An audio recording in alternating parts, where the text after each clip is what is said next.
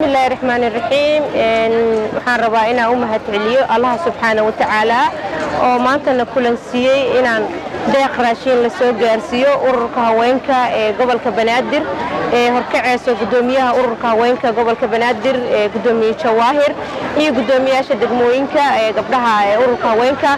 sidaad arkaysaan deeqdaanitii waxay ka timid dalka Cumaan ee walaalaheena dalka Cumaan ayaa soo gaarsiiyay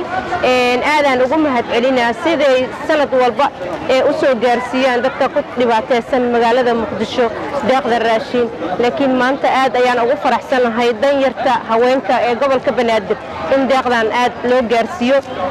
kuwii ugu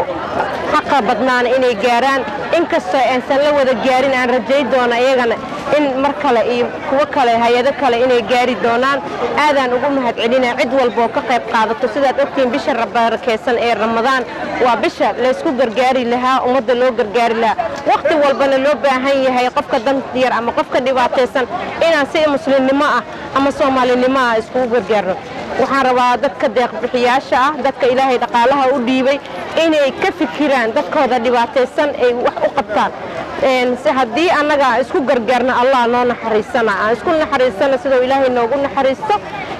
waxaan rabaa inaan u mahadceliyo hay'adda Hormuud oo u taagan maalin walba inay wax ka qabato dhibaatada mar walba ee bulshada ay qabaan sidaad ogtihiinba COVID-19 kaalinta ay ka qaateen haddana ee bisha barakeysan ee Ramadaan ay gaarsiinayaan deeq raashin dad kastoo dhibaataysan sidaas oo kale dadkeena Soomaaliyeed oo deeq bixiyaasha oo dhaqaalaha Allah u dhiibay inay dadkooda u gargaaraan aadaan ugu mahadcelinaa cid walba oo umada Soomaaliyeed ee ku nool caasimada gacan ka geysanaysa annaga maamulkeena gobolka Banaadir u horeeyo duq magaaladan waxaan diyaar u nahay inaan bulshada Soomaaliyeed ay ahaadaan kuwa isku duuban wax hela dhibaatadoodana ka fikira caafimaadkoodana ka fikira dhan walba bulshada baahida ka jirana inaan ka shaqayn doono mar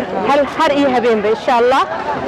waxaan rabaa dadka Soomaaliyeed maanta uma baahna dhibaato maanta uma baahna dumis maanta uma baahna dagaalo maanta waxay u baahan yihiin dib u dhis maanta waxay u baahan yihiin horumar maanta waxay u baahan yihiin kaabayaasha dhaqaalaha kor loo qaado maanta waxay u baahan yihiin caafimaadkii aad ogtihiin COVID-19 ee dadka baabi'iyay in laga taxadiro ma ahan in laga shaqeeyo abaabul iyo kicin iyo in bulshada la isku horgeeyo waad ogtihiin xaaladihii la soo maray 30 sano dhibaatada jirtay marka bulshooy waxaan rabaa inaad isku duubnaataan aayihiina iyo danihiina aad ka fikirtaan aan noqotaan kuwa ka shaqeeya noloshiina maanta marxaladda wadanka meesha uu taagan yahay heerka uu taagan yahay in dib loogu noqdo inaadan ogolaanina bulshada Soomaaliyeed sida ugu feedegan yihiin ee har habeen ugu jeedaan inaysan nabadda wax lagu doorsado aysan lahayn aadaan ugu mahadcelinayna haddaan nahay maamulka gobolka Banaadir Soomaaliya waxaan leeyahay horumar guul iyo nabad ayaan u rajaynayaa insha Allah waxaan rajaynayaa umada Soomaaliyeed bisha barakeysan Ramadaan waxaa dhiibatid